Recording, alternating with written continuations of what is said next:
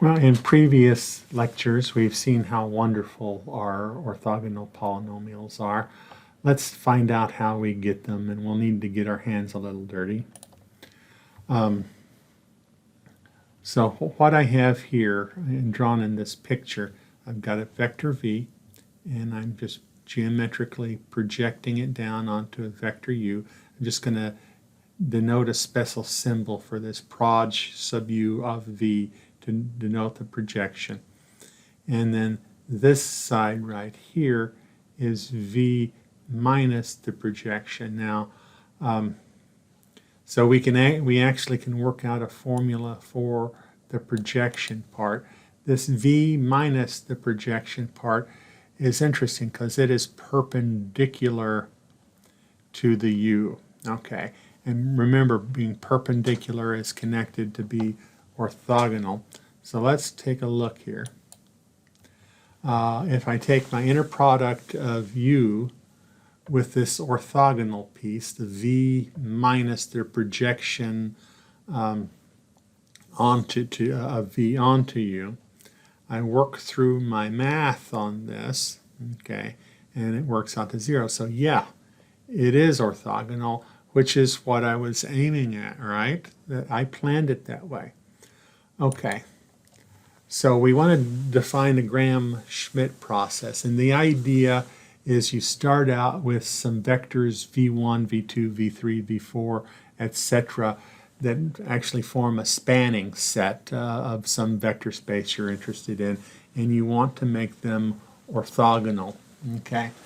And you start out, you'll get we'll have this recursive process. Your u1 will actually be equal to your v1. Okay, now it's a matter of finding your u2. Well, whenever you have a vk, you subtract off its projection onto every single one of the uk. Okay, take off the part that the agreeable part, and what you're left with is the orthogonal part. And we can go through and check, okay, here that this new uk, again, just by going through our normal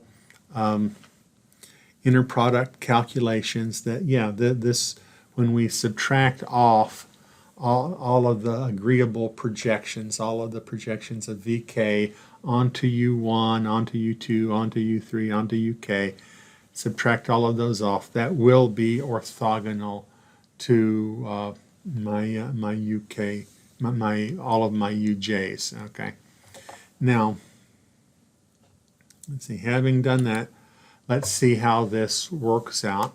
Our original set of polynomials will be 1, x squared up through xn, and we start off u is going to be equal to 1.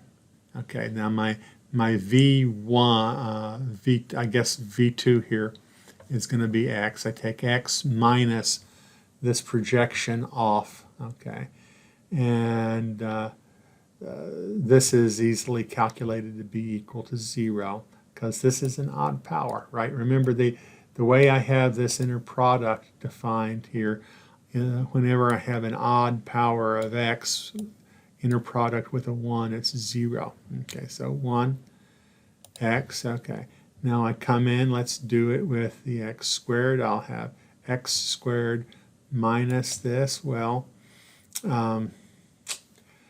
this is going to be x inner product x squared. It'll be actually, okay, we'll do it. This one is 0, right? Because this will be, I'll bring this x over, make this one x to an odd power. This right here, though, it's 2 divided by n plus 1, which is 3. We do the math on it, it's 1/3. And so we've actually used this polynomial before. We go through and do it again. I got x cubed. I take the projection of my x cubed polynomial onto each of my previous polynomials. Okay. Again, working through the math. Notice I'm not doing a single integral. I've done all, the only integration I have to do is knowing what the integral from -1 to 1 of x to the n is. And I did that on a previous slide. And now I just, apply that over and over. So it works out that u sub 4 is x cubed minus 3/5 x. Calculate my u-fifth in the same way. Again, tracing through these calculations, I'm just subtracting off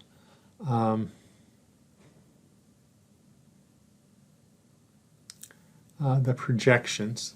Okay. And so, anyway, again, just working it out. It wouldn't hurt you to just go through and replicate the calculations on this, retrace. It's, again, it's something that's good for your soul.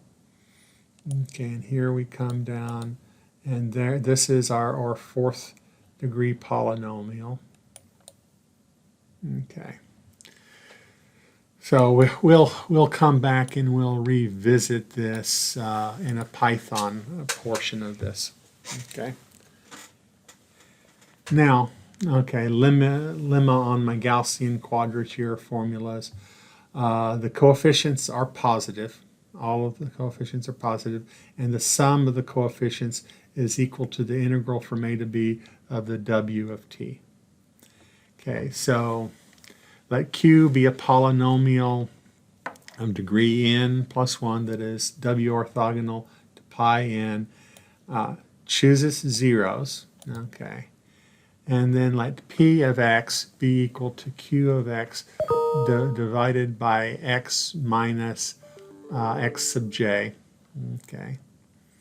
Now, p squared of x is going to be of degree at most 2n, because p is of degree at most n. I've divided out that higher power, that x, that one factor. Okay. Now I take notice here that my a sub j then, okay, is just equal to the sum of these, because all of my other, all of these other ones are, all these other p squared or p of xi squareds are 0 except for the squared term. Okay, and this then is equal to the integral over here by definition. Okay, and that's, this integral is greater than 0 because I'm integrating a square times a positive function. So my a j has to be positive. Okay, now for the last part of it, the integral from a to b, notice that it's just, I'm just integrating my wx dx, and so I can evaluate it just by evaluating my function is 1, and so evaluating it at each root is equal to 1, and so that's just the sum of my ai's. Okay, we have calculated our fourth degree polynomial that is orthogonal to the polynomials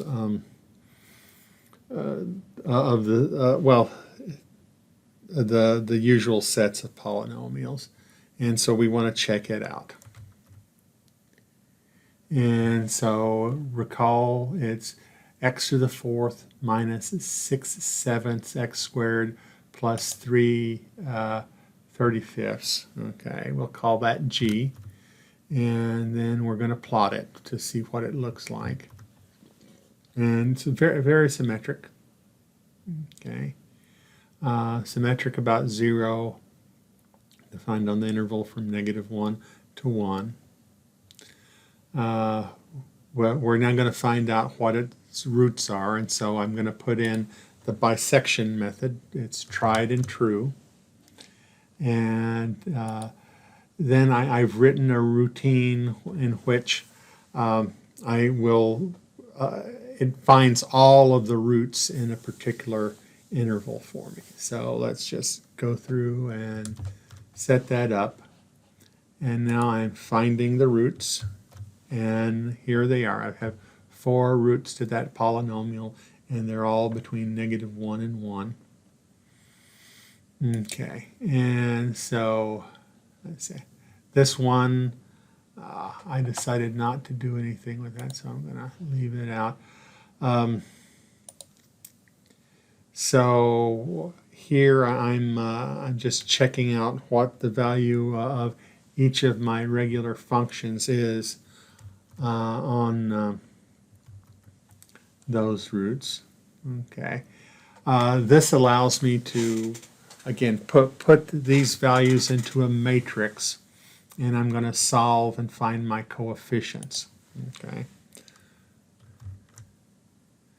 And so I've got my A's, I've got my my column of constants. I have NumPy has a linear algebra solution of equation system in it, so I let my C be the solutions to that. It figures it out, and okay, here are my coefficients for Gaussian quadrature. Here I've set up my function for Gaussian quadrature, and now I put the particular coefficients I found in there, and it gives me, almost exactly 2, which is, if you recall, what the integral from 0 to pi of sine of x is. Okay, so almost dead on accurate there. So Gaussian quadrature, it is just as cool as anything.